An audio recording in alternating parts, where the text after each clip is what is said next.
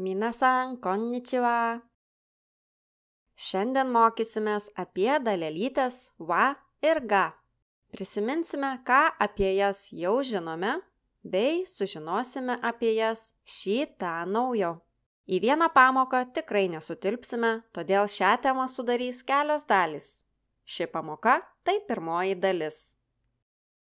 Dewa jugyo hajimemashou. Tam, kad būtų paprasčiau viską suprasti, visi šios pamokos sakiniai bus pateikti tik mandagioje formoje. Jeigu norite, galite kiekvienam šios pamokos sakiniui sugalvoti, kokiagi bus įprasta sakinio forma. Pradėkime nuo dalelytės wa. Iki šiol buvote matę štai tokio tipo sakinius. Neko wa doubutsu desu. Neko wa doubutsu desu. Watashi no tomodachi wa nihonjin desu. Watashi no tomodachi wa nihonjin desu. Ano eiga wa omoshiroi desu. Ano eiga wa omoshiroi desu. Visose šiuose sakiniuose yra panaudota dalelytė wa. Prisiminkime, kodėl ji čia yra. Šie sakiniai turi vieną bendrą bruožą. Juose yra pasakomas kažkoks faktas arba išreiškiama žmogaus nuomonė. Kiekviename sakinyje svarbiausias dėmesys krypsta į tai, kas eina po dalelytės wa. Pirmas sakinys atsako į klausimą, kas yra katė. Atsakymas – gyvūnas. Doubutsu desu. Antras sakinys atsako į klausimą, kokios tautybės yra tavo draugas. Atsakymas – japonas. Nihonjin desu. Na, o trečiasis sakinys atsako į klausimą, koks yra tas filmas.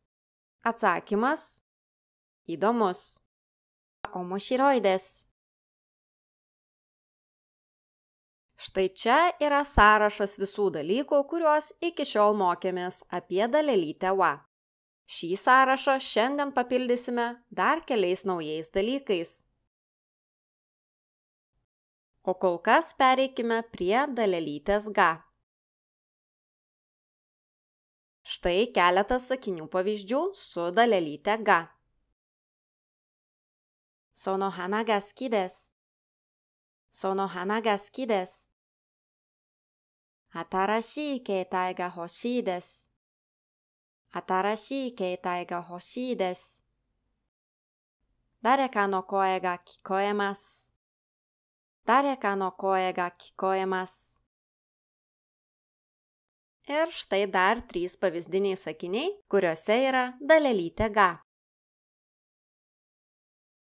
Onaka ga sukimashita. Onaka ga sukimashita. Atama ga itai desu. Atama ga itai desu. Ani ga imasu. Ani ga imasu. Ką bendro turi šie sakiniai? Visuose sakiniuose yra kalbama apie save, apie savo jausmus, potyrius, norus ir panašiai. Tokiu atveju visuomet yra naudojama dalelytė ga. Štai čia yra įvairių sakinių konstrukcijų pavyzdžiai, kuriems reikalinga dalelytė ga. Ir šį sąrašą šiandien papildysime naujais dalykais. Sugrįžkime prie tų sakinių, kuriuos ką tik matėm. Pabandykime jiems sugalvoti po klausimą, į kurį jie atsako. Į kokį klausimą atsako pirmasis sakinys?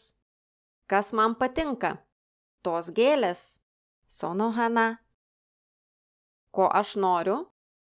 Naujo telefono. Atarashii keitai. Ką aš girdžiu?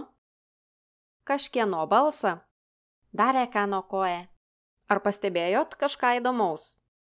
Visuose sakiniuose svarbiausia informacija yra pateikta prieš dalelytę ga.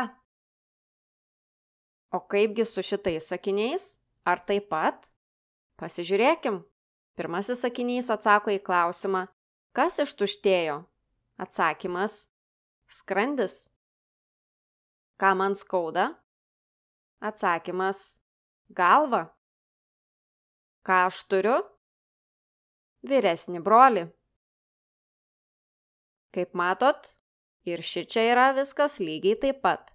Svarbiausia informacija yra pateikta prieš dalelytę ga. Palyginkime wa ir ga. Naudojant dalelytę wa svarbiausia yra tai, kas eina po jos, o naudojant dalelytę ga svarbiausia yra tai, kas eina prieš ją. Štai ir turime pirmąjį skirtumą tarp šių dalelyčių. Pažiūrėkime į du labai panašius sakinius. Yamamoto-san wa isha desu. Yamamoto-san wa isha desu. Yamamoto-san ga isha desu. Yamamoto-san ga isha desu. Ar pastebėjote skirtumą? Viename sakinyje yra wa, o kitame ga. O ar skiriasi šių sakinių vertimai? Pasižiūrėkim. Pirmo sakinio vertimas yra štai toks. Ponas Yamamoto yra gydytojas. O antrojo sakinio vertimas? Gydytojas yra ponas Yamamoto. Kas yra svarbiausia pirmame sakinyje? Tai, kas eina po dalelytės wa. Ką mes norime šiuo sakiniu pasakyti? Kad žmogus, apie kurį kalbamės, yra gydytojas. O kas yra svarbiausia antrame sakinyje? Tai, kas eina prieš dalelytę ga. Svarbiausia yra tai, kad būtent ponas Yamamoto yra gydytojas, o ne kažkas kitas. Sugalvokim šitiems sakiniams po klausimą. Pirmasis sakinys galėtų atsakyti į štai tokį klausimą. Kokį darbą dirba ponas Yamamoto? Yamamoto-san wa donna shigoto o shite imasu ka? Yamamoto-san wa donna shigoto o shite imasu ka? Atsakymas: ponas Yamamoto yra gydytojas. Yamamoto-san wa isha desu. O kaipgi dėl antrojo sakinio? Pabandykim įsivaizduoti tokią situaciją. Tarkime, kad esame kokiame nors žmonių susibūrime. Aplinkiniai žmonės kalba apie kažkokį gydytoją, kuris yra tarp susirinkusiųjų. Ir jūs norite sužinoti, kasgi tas gydytojas, apie kurį visi kalba. Todėl klausiate, kas yra gydytojas? Arba kuris iš šių žmonių yra gydytojas? Dare ga isha desu ka? Dare ga isha desu ka? Ir gaunate atsakymą. Gydytojas yra ponas Yamamoto. Yamamoto-san ga isha desu. O jeigu jūs nežinote to žmogaus pavardės, jūsų pašnekovai gali gestais parodyti į gydytoją ir pasakyti: Ano otoko no hito ga isha desu. Ano otoko no hito ga isha desu. Gydytojas yra tas vyriškis. Eikime prie kito pavyzdžio. Įsivaizduokite, kad kolega jums papasakoja apie bendradarbę Ami iš kito skyriaus ir parodė kolektyvo nuotrauką. O jūs klausėte, kuri yra Ami? Ami-san wa dore desu ka? Ami-san wa dore desu ka? Ir gaunate tokią atsakymą. Kono hito ga Ami-san desu. Kono hito ga Ami-san desu. Ami yra čia. Šiame sakinyje matote dalelytę ga, na, o svarbiausia informacija, kuri yra perteikiama šituo sakiniu, eina prieš dalelytę ga. Tai yra, buvo norima pasakyti, kad šitas žmogus yra Ami, arba kad Ami yra čia. O gal buvo galima atsakyti į šį klausimą šiek tiek kitaip? Tai yra, naudojant dalelytę wa, o ne dalelytę ga. Tikrai taip. Bet jeigu mes atsakyme panaudosime dalelytę wa, žodžiai sakinyje turės susikeisti vietomis. Pasižiūrėkim, kaipgi atrodys toks atsakymas. Ami-san wa kono hito desu. Ami-san wa kono hito desu. Kaip matote, šiame sakinyje yra dalelytė wa. O kodėl žodžiai apsikeitė vietomis?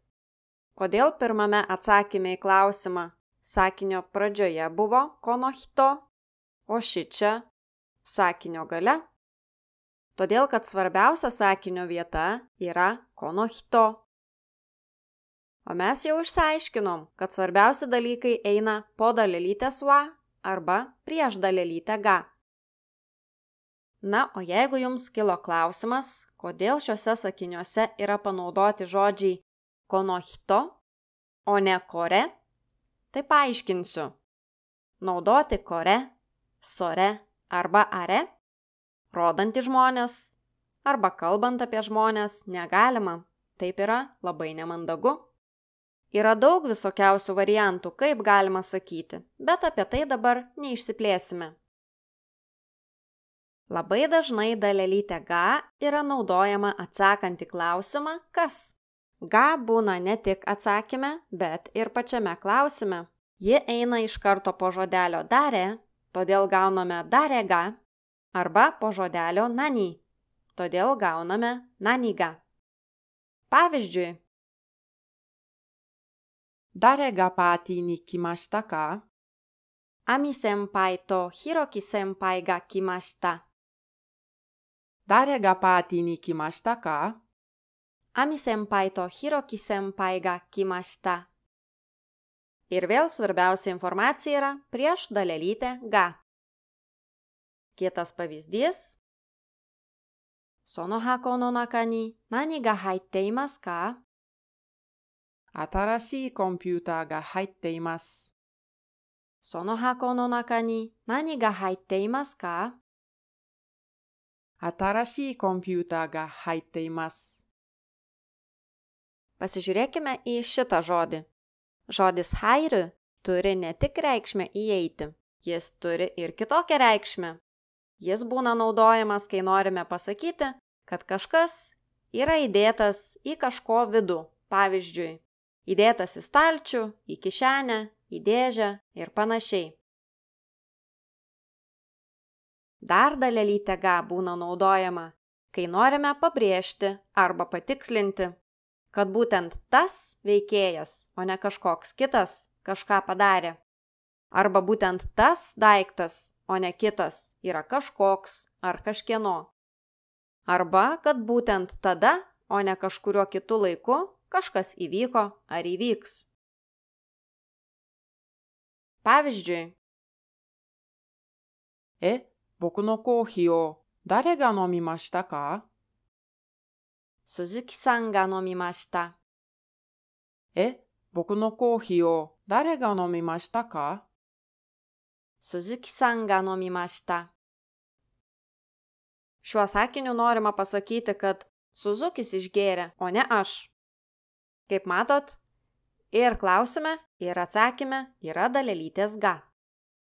Žmogaus vardas Suzuki-san yra pabrėžiamas, todėl po jo eina dalelytė ga. Kitas pavyzdys. Pirmasis sakinys yra visiškai neutralus. Kono kutsu wa watashi no desu. Kono kutsu wa watashi no desu. Čia galbūt buvo paprasčiausiai atsakyta į klausimą, kieno tie batai. Sono kutsu wa dare no desu ka? Sono kutsu wa dare no desu ka? Watashi no desu. Watashi no desu. O jeigu būtų tokia situacija, kad batų yra daugiau, ir jeigu mes norime pabrėžti, kad būtent tie, o ne kiti batai yra mano, tai sakytumėm šitaip. Kono ao no kutsu ga watashi no desu. Kono ao no kutsu ga watashi no desu. O koksgi galėtų būti klausimas? Įsivaizduokim, kad moteriai, kurios vardas yra Sakura, uždavėme klausimą. Kurie batai yra jūsų? Ar tie raudoni? Sakura-san no kutsu wa dore desu ka? Sono aka no desu ka? Sakura-san no kutsu wa dore desu ka? Sono aka no desu ka? Ie, kono ao no kutsu ga watashi no desu. Ie, kono ao no kutsu ga watashi no desu. Kitas pavyzdys. Ir vėl du labai panašūs sakiniai. Kore wa watashi no doresu desu. Kore wa watashi no doresu desu. これが私のドレスです。これが私のドレスです。Šiame sakinyje yra pateikiamas paprastas faktas. Štai čia yra svarbiausia sakinio vieta. Na, o jeigu mes panaudosime dalelytę ga, tada bus pabrėžtas žodelis kore, lietuviškai tai. Sugalvokim situaciją, kada mes norėtumėm pabrėžti, kad tai yra mano suknelė. Pavyzdžiui, Sakura nori parodyti savo suknelę kolegei. Jos abi nuėjo į kabinetą, bet kolegė visų pirma pastebėjo ant sienos kabantį paveikslą. Ir klausia, ar ten jūsų suknelė? Are wa Sakura-san no doresu desu ka? Are wa Sakura-san no doresu desu ka? Ir Sakura jai atsako, ne, ten mano vyresnės sesers suknelė. Ie, are wa ane no desu. Ie, are wa ane no desu. Kore ga watashi no doresu desu. Kore ga watashi no doresu desu.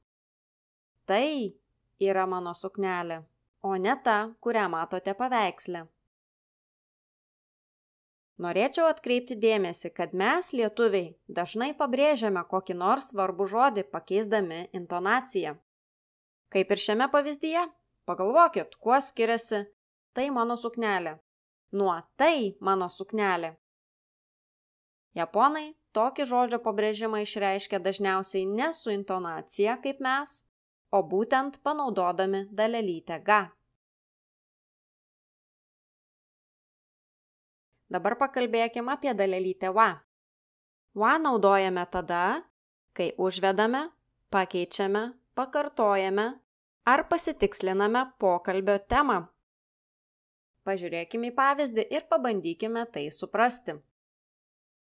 Yamamoto-san no musume-san wa nansai desu ka? 7歳です。息子さんは6歳です。Yamamoto-sanの娘さんは何歳ですか? 7歳です。息子さんは6歳です。Šiame dialoge iš viso yra 2 dalelytės wa. O kodėl jos čia? Pirmame sakinyje yra užvedama tema, apie ką yra klausima. Tema šiuo atveju yra pono Yamamoto dukra. Na, o kas apie tą dukrą yra klausima, eina po dalelytės wa. Na, o šitame sakinyje dalelytė wa atsirado todėl, nes buvo pakeista pokalbio tema. Tema dabar yra nebe pono Yamamoto duktė, o sūnus. Pabandykime šį dialogą truputėlį pakeisti. Parašykim viską pilnais vadovėliniais sakiniais, nors taip žmonės ir nekalba, bet galbūt tai padės geriau suprasti, kaip yra naudojama dalelytė wa. Pakeistus sakinius pažymėjau raudonomis rodyklėmis. Juos ir paanalizuokim. 娘は7歳です。 Pirmoji dalelytė wa pakartoja arba patikslina temą, apie kurią buvo pradėta kalbėti. Šiek tiek pakeisiu lietuvišką vertimą. Vietoj mano dukrai 7 išverskime šitaip. Klausėte apie mano dukrą? Mano dukrai 7. Štai šitoks vertimas daug geriau leidžia pajausti, kaip šioje vietoje skamba dalelytė wa. Na, o paskutinėme sakinyje 息子は6歳です。 dalelytė wa pakartoja pakeistą temą. Šį kartą apie sūnų. O mano sūnui 6. Šis lietuviškas vertimas su jungtuku o priekyje, manau, puikiai perteikia tai, kaip skamba šis sakinys japoniškai. Pabandykim pakeisti ir pirmojo sakinio vertimą. Kadangi pirmajame sakinyje yra užvedama tema, tai pirmasis sakinys galėtų būti išverstas ir štai šitaip. Pone Yamamoto, norėčiau paklausti apie jūsų dukrą. Kiek jai metų? Ar pajautėt tą jausmą, kokį sukelia dalelytė wa? Jeigu dar nepajautėt, pasižiūrėkim į kitus pavyzdžius. Štai dar vienas pavyzdinis dialogas. Kyou shigoto ni ikimasu ka? いえ、今日は休みです。明日は明日は行きます。今日仕事に行きますか？いえ、今日は休みです。明日は行きます。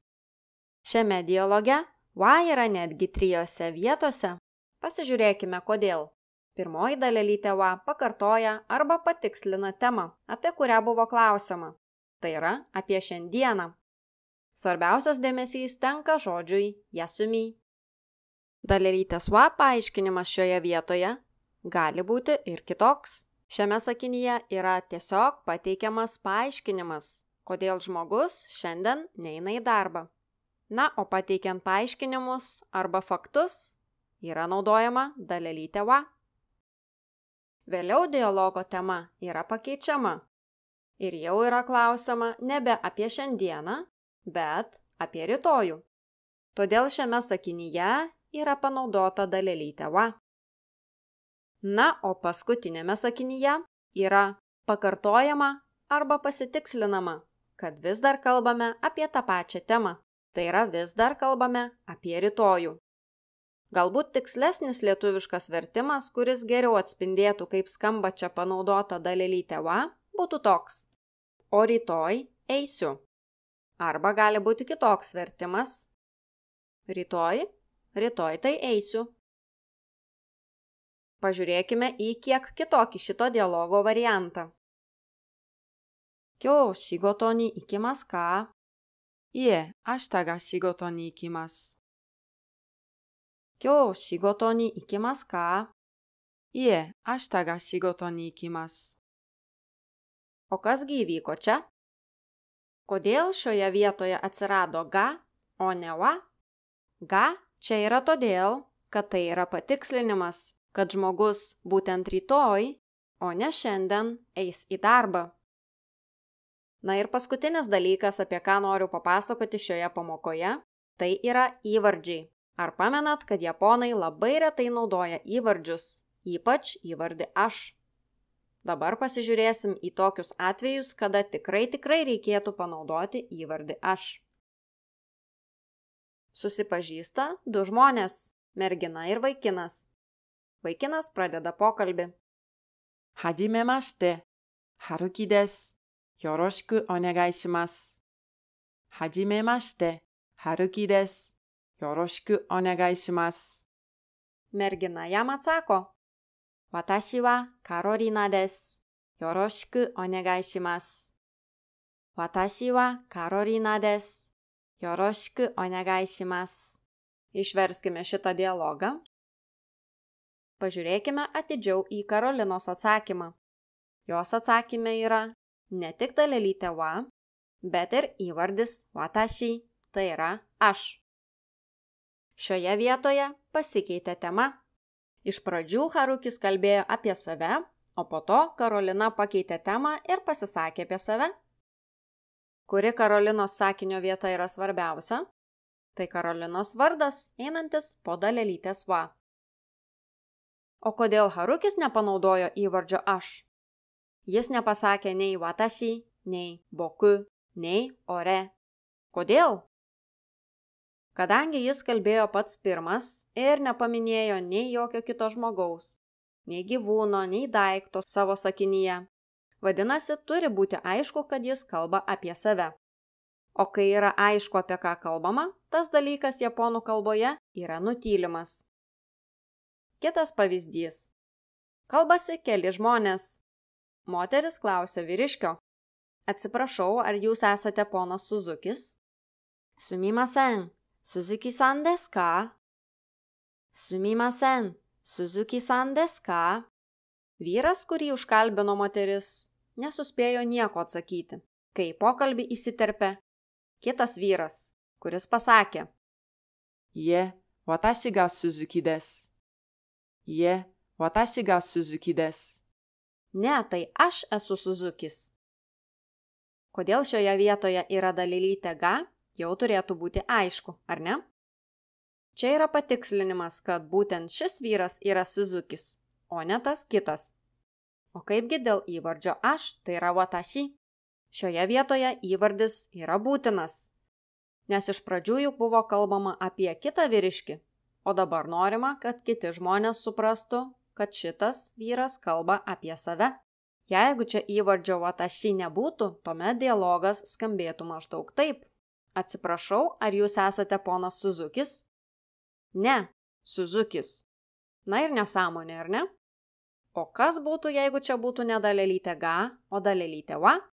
Juk čia įvyko lyg ir temos pasikeitimas, ar ne? Iš pradžių juk buvo kalbama apie vieną žmogų, o po to apie kitą. Pasižiūrėkim, koksgi būtų vertimas. Atsiprašau, ar jūs esate ponas Suzukis? Ne, kalbant apie mane, aš esu Suzukis. Ir vėl kažkokia nesąmonė, ar ne? Matot, kokios yra svarbios šios dalelytės?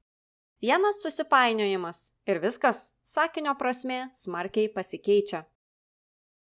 Na ir paskutinis pavyzdys. Buvo užduotas toks klausimas. Ką veikėte šįryt? Kesa nani o shimashita ka? Kesa nani o shimashita ka? Įsivaizduokim, kad žmogus, kuris atsakė į klausimą, gyvena kartu su savo seserim Akane. Pasižiūrėkim į 2 skirtingus atsakymo variantus ir palyginkim, kuo jie skiriasi. Pirmas variantas. Aš namie žiūrėjau televizorių, o Akane darbavosi lauke. 家でテレビを見ました。あかねちゃんは外で仕事をしました。家でテレビを見ました。あかねちゃんは外で仕事をしました。Antras variantas. Akane darbavosi lauke, o aš namie žiūrėjau televizorių. あかねちゃんは外で仕事をしました。私は家でテレビを見ました。あかねちゃんは外で仕事をしました。私は家でテレビを見ました。Pažiūrėjus į lietuvišką vertimą, atrodo, kad buvo pasakyta visiškai tas pats, ar ne? Skirtumas tik tas, kad informacija yra sukeista vietomis. Tačiau japonų kalboje yra vienas esminis skirtumas. Ne tik sakiniai yra sukeisti vietomis, bet pirmame variante nėra panaudotas įvardis aš, o antrame yra. Kodėl? To jau išsiaiškinsime. Pirmame variante žmogus visų pirma kalba apie save. O kai žmogus pradeda kalbėti apie save, paprastai įvardžio aš naudoti nereikia, nes, kaip minėjau, ir taip yra aišku, kad jis kalba apie save. Po to, kai žmogus pradeda kalbėti apie savo sesę, jis pamini jos vardą. Kadangi tema pasikeitė, čia naudojama dalelytė wa.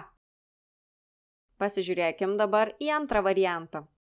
Antrame variante žmogus visų pirma kalba apie savo seserį. Užvedus temą paprastai būna pridedama dalelytė wa. O po to jis kalba apie save, tai yra pakeičia temą. Todėl čia reikia ir įvardžio aš, ir dalelytės wa. Jeigu įvardžio aš čia nebūtų, tai galėtumėm pagalvoti, kad ne jis, o jo sesuo Akane žiūrėjo televizorių. Jeigu ši tema pasirodė sudėtinga, labai nepergyvenkit, nieko baisaus. Atskirti, kada reikia naudoti dalelytę wa, o kada ga, yra labai sunku. Klaidų daro netgi tie žmonės, kurie atvyko į Japoniją ir pragyveno ten daugelį metų.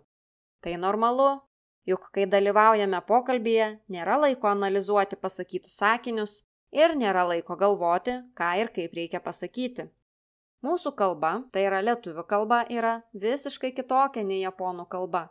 Todėl mes esame įpratę kitaip jausti kalbą ir jos niuansus. Todėl nusiteikit, kad ir jums tikrai prireiks kažkiek laiko, kol įsisavinsite šias 2 dalelytes. Todėl dar kartą noriu jūs nuraminti. Nebijokite, jeigu padarysite klaidų. Na, o sugrįžtant prie kalbos apie dalelytes, yra ir daugiau atvejų, kai reikia naudoti dalelytę ga, bet negalima naudoti dalelytės wa. Ir atvirkščiai, kai reikia naudoti dalelytę wa ir negalima naudoti dalelytės ga. Apie kitus atvejus kalbėsime kitose pamokose, o kol kas užteks ir tiek. Padarykime trumpą apžvalgą, ką sužinojome. Dalelytė wa. Ji yra naudojama kalbant apie faktus, kažką paaiškinant. Sakinyje dažniausiai svarbiausia būna tai, kas eina po dalelytės wa. Na ir dar dalelytę wa naudojame, kai užvedame, pakeičiame, pakartojame ar pasitiksliname temą.